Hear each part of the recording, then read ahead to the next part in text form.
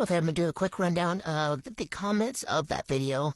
So, step process is push back cuticles as your first one, then buffer file the nail. Use something coarse, like 180 grit was recommended a couple different times.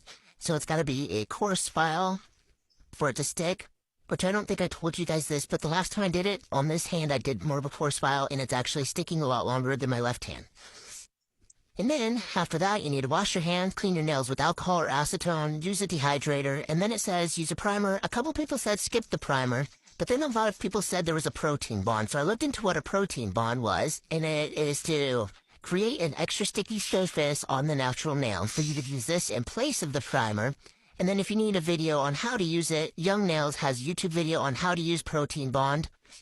And then after you do that, you're going to use the base coat. I saw a lot of recommendations for the rubber base coat, which I've never heard of, but for a rubber base coat, it gives extra strength to flaky, brittle, and thin nails. So if you have thin nails like me, then a rubber base coat's going to be better than a basic base coat. After that, you apply thin layers of color. Avoid touching the skin because it could cause reaction. Then you're going to finish with your top coat, cap the nails, which means that you run nail polish at the end of your nail to cap them off before curing.